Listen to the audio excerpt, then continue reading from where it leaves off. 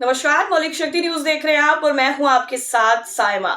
उत्तर प्रदेश की पुलिस हो या फिर मध्य प्रदेश की, सभी को अब एक के बाद एक जोरदार झटके लग रहे हैं और कोर्ट से जबरदस्त तरीके से फटकार भी लग रही है। अब एक बार फिर से मध्य प्रदेश में डीआईजी को हाई कोर्ट से जबरदस्त तरीके की फटकार लगी है और इससे पहले उत्तर प्रदेश में भी उत्तर प्रदेश की पुलिस को हाई कोर्ट ने जमकर फटकारा था। तो चलिए दोनों मामलों से आपको रूबरू करवाते हैं और सब कुछ पॉइंट टू पॉइंट बताते हैं।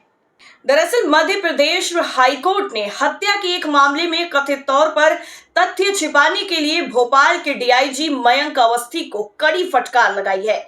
इतना ही नहीं, उन पर 5 लाख रुपए का जुर्माना भी ठोक दिया है। जस्टिस जीएस अहलूवालिया ने बुधवार को ये कहा है कि अवस्थी को देश के कानून की कोई परवाह नहीं है और वो अपनी मर्जी और इच्छा के मुताबिक एक पुलिस अधिकारी के तौर पर काम कर रहे हैं। दतिया जिले में एक हत्या के केस में आरोपी याचिकाकर्ता मानवेंद्र सिंह गुर्जर ने 2018 में एक आवेदन दायर कर घटना की डेट और जगह के बारे में प्रोसिक्यूशन के दावों को चुनौती दी थी।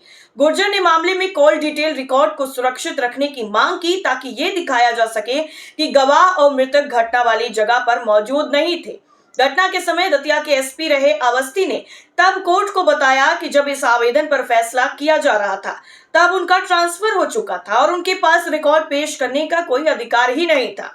हाईकोर्ट ने बताया है कि 7 सितंबर 2018 को ट्रायल कोर्ट ने आदेश दिया था कि मोबाइल नंबरों और सिम की कॉल डिटेल को सुरक्षित किया जाए और ये डिटेल 17 सितंबर 2018 को अवस्थी को ईमेल भी किए गए थे।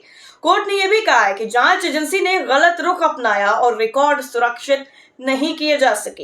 हाईकोर्ट ने यह भी कहा है कि तत्कालीन एसपी दतिया अवस्थी ने जानबूझकर उस सूचना को दबाया और रोके रखा जिसे ट्रायल कोर्ट की तरफ से सुरक्षित करने का निर्देश दिया गया था।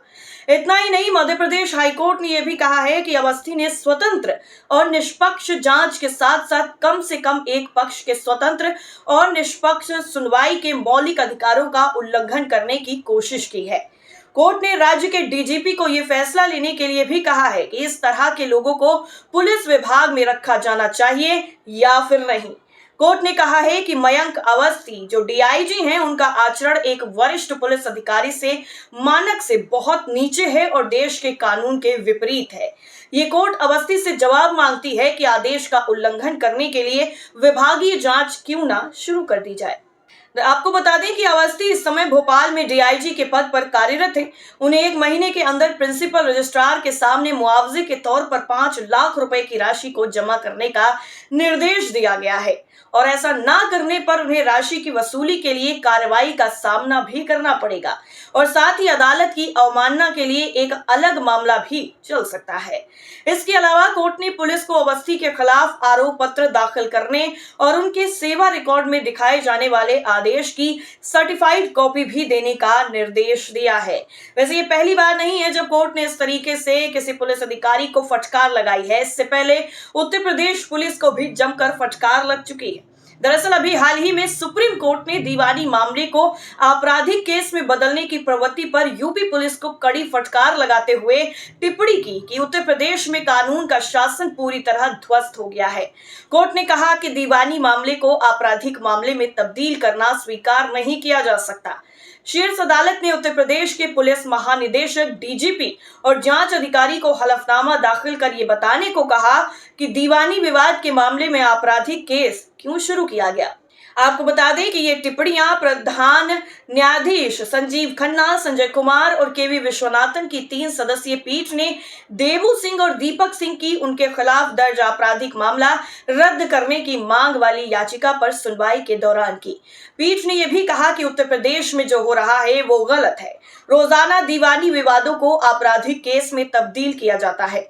ये पूरी तरीके से गलत है। सिर्फ पैसे ना देने पर मामले को आपराधिक मामले में नहीं बदला जा सकता, ये गलत है। कोर्ट ने नाराजगी तब जाहिर की जब वकील ने बताया कि एफआईआर इसलिए दर्ज की गई क्योंकि दीवानी मामला तय होने में समय लगता है।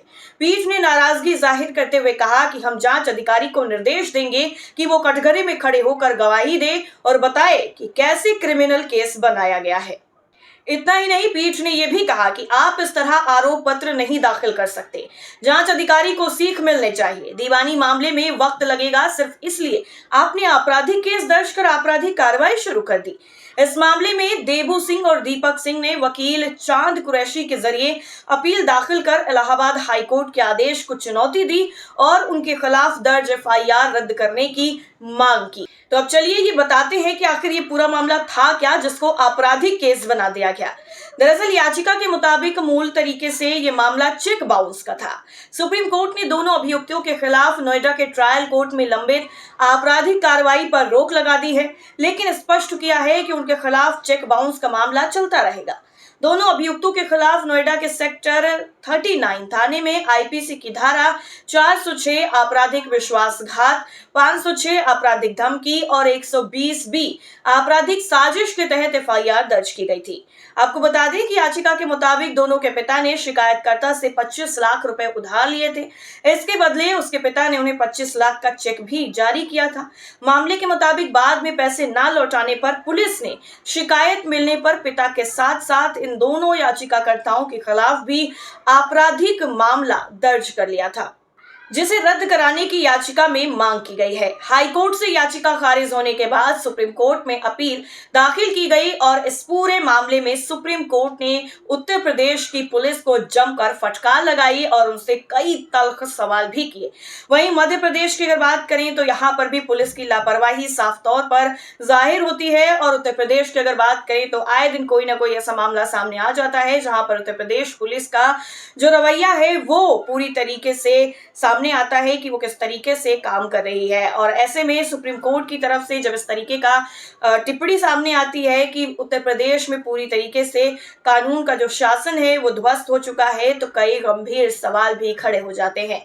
इस पूरी खबर पर आपकी राय क्या है, कमेंट करके जरूर बताइए। फिलहाल के लिए इतना ही। नमस्कार।